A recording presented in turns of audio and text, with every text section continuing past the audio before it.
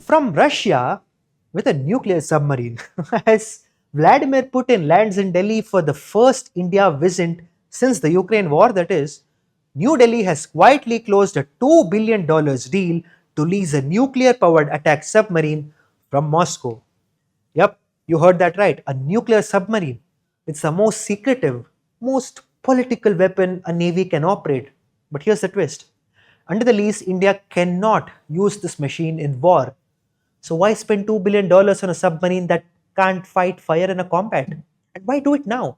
Just as US President Donald Trump slams 50% tariffs on Indian goods and tells Russia to stop buying Russian oil. I mean, tells India to stop buying Russian oil, that is. Tonight on Front Page, we break down why this submarine is not about one weapon. It's about India's place in a very different world. You're watching Front Page by AIM Network. Like, share, and subscribe.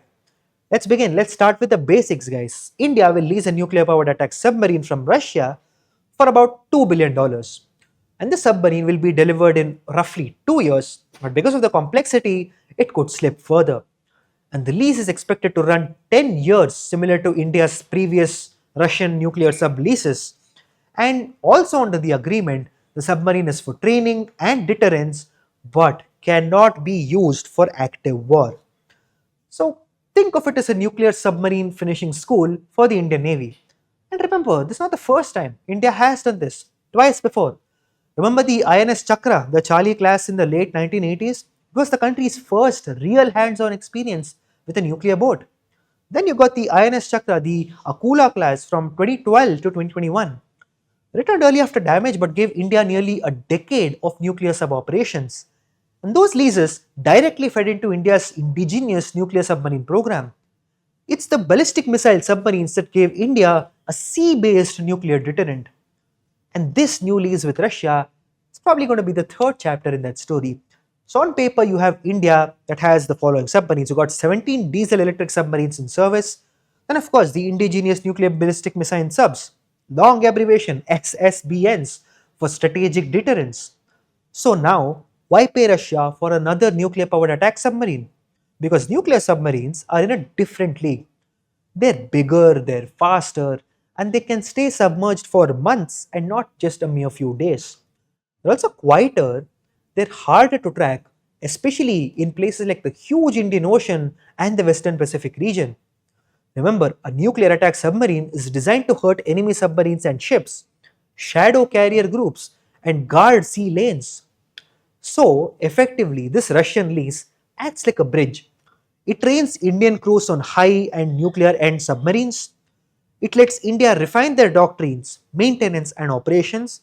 Then, the other part, it buys time while indigenous nuclear attack submarines move from the drawing board to dock. And let me tell you in simple words, because you don't need to learn nuclear submarine warfare on a simulator. You shouldn't do it. You need to learn it at sea, on a real submarine, on a real boat. And let's also look at the timing. Look at the calendar. Putin arrives in Delhi for the 23rd India Russia annual summit. It's happening right when the US is pressurizing India to cut Russian oil imports.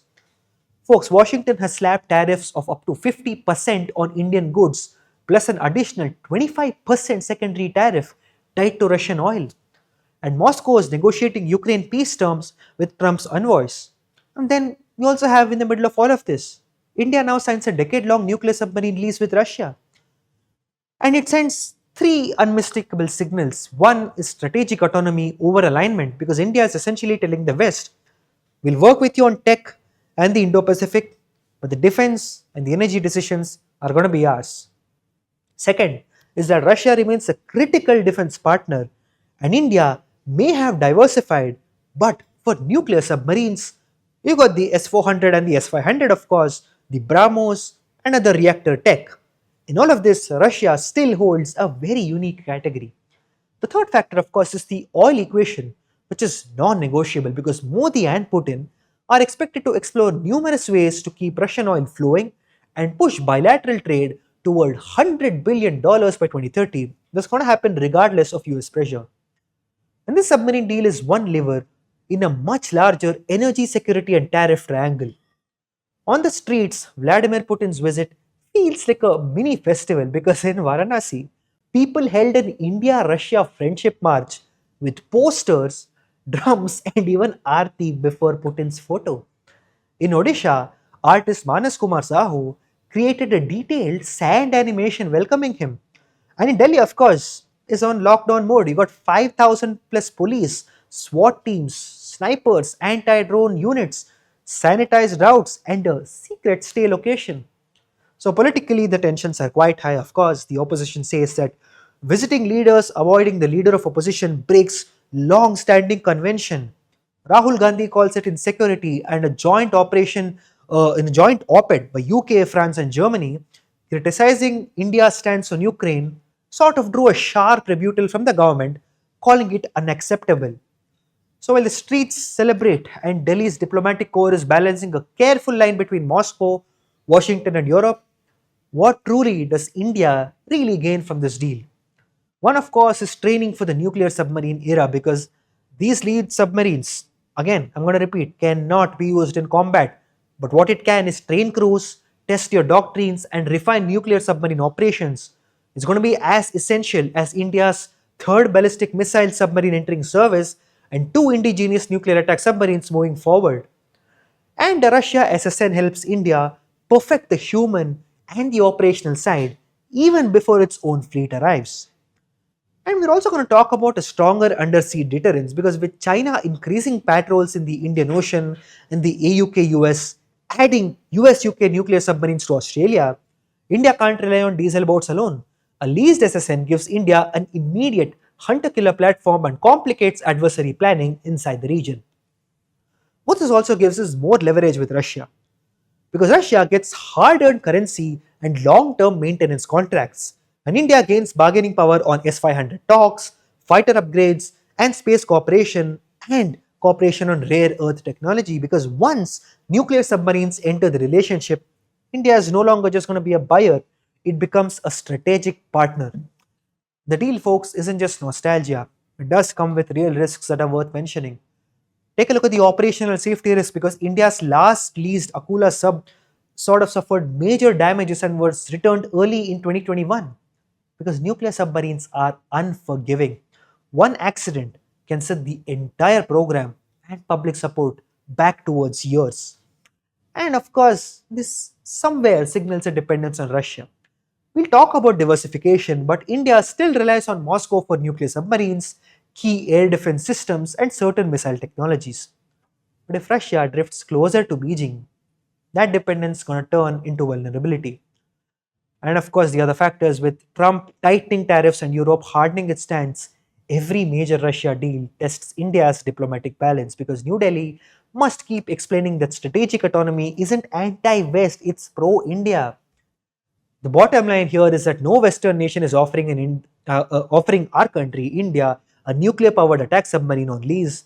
France and the United States are open to cooperation, but the AUK US has monopolized their bandwidth. And you got Russia, despite its troubles, still offers something almost no one else can, which is a mature nuclear submarine technology on terms that India can actually accept. So, what does this mean? What does this $2 billion submarine really signal? It says India will not outsource its security choices to Washington, Brussels, or Beijing. It says that the Indo-Russia relationship, born in 1955, is now again newly being rewritten for a world of tariffs, sanctions, and the AI fueled wars. And it says that beneath all noise, India is quietly building the one thing that really matters in the Indian Ocean century, which is credible, survivable, and undersea power. So, from friendship marches in Varanasi to sand art in Odisha, and of course from SWAT teams in Delhi to nuclear reactors deep below the waves, Putin's visit is not just about photo operations. It's about whether India can walk its own path between a declining Russia, a nervous West, and a rising China, and still come out stronger in the bargain. So, folks, let us know what you think in the comments below. Thanks a lot for watching. Of course, this is Front Page by AIM Network. Like, share, and subscribe. And always remember to think AI, think AIM.